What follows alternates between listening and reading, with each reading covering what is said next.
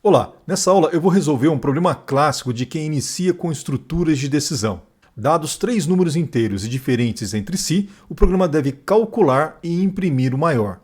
E eu vou resolver esse problema de duas formas diferentes. Na primeira, eu vou propor uma solução dentro de int main, e na segunda, eu vou criar uma função com passagem de parâmetros por valor, onde eu vou enviar esses três números, essa função vai calcular e vai devolver para mim o maior.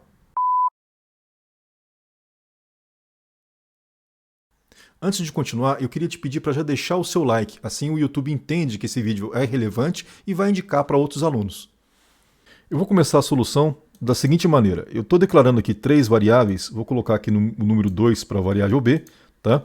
Então já defini as três variáveis do tipo inteiro e vou iniciar da seguinte maneira. Olha só, eu vou começar comparando a variável a com a variável b. Se a variável a for maior que a variável b, eu vou fazer com que esse valor da variável a seja atribuído a essa variável maior que eu vou declarar aqui agora. Iniciá-la com 0. Agora, seguinte, veja só o que eu fiz aqui. Se a variável a for maior que a variável b, então essa minha variável recebe o valor de a. Agora, caso contrário, ou seja, eu vou fazer com que a variável b receba, perdão, eu vou fazer com que a variável maior receba o conteúdo de b. E aí fica faltando aqui a análise da variável c. Como é que eu vou escrever a análise da variável c? É simples, basta escrever aqui uma outra comparação. Por exemplo, se a variável c for maior que o conteúdo que está guardado em maior, então maior recebe C. E pronto, encerramos aqui o código. Vou mandar imprimir aqui agora a solução, porcentagem D, maior. Tá? Vamos analisar a execução. Tá lá, imprimiu 3, lembrando que o 3 aqui está na variável C. Eu vou colocar aqui que a variável B agora tem o maior dos números, então agora ele tem que imprimir o 4. Olha lá, encontrou o 4 na variável b e vamos colocar agora que a variável a tem o maior dos números, né? Executando, está lá, número 5. Vamos partir agora para a segunda etapa do problema, que é criar aqui uma função com passagem de parâmetros por valor, que vai retornar isso para mim. Então eu vou fazer o seguinte, olha, eu vou comentar isso aqui e vou criar aqui minha função que vai retornar um int. Então eu vou chamar essa função aqui de verifica maior. Vou colocar aqui três ints, o a. Lembrando que esses nomes que eu coloco de parâmetros aqui, a, b e c, não precisam necessariamente serem a, b e c, né? Já mostrei isso para vocês em outra aula, aliás eu vou fazer isso aqui novamente.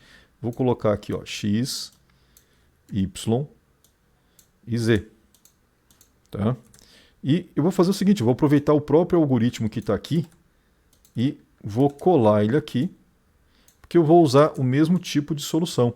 Né? Agora, onde é A, eu vou substituir por x, onde é B, vou substituir por y, e onde é C, eu vou substituir por z.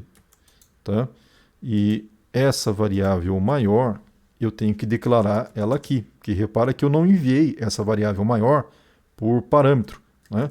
Então eu declaro essa variável aqui como uma variável local, tá? E agora eu vou retornar o meu return.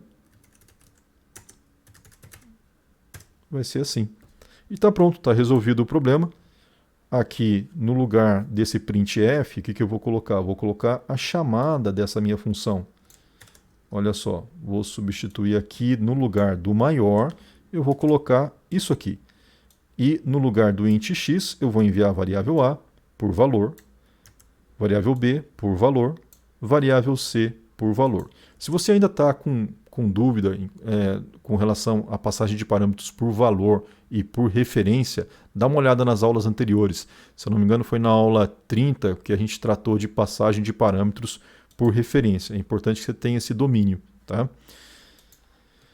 Vamos aqui eliminar isso aqui. Eu não preciso agora dessa variável maior. Agora não faz mais sentido eu ter essa variável aqui, tá?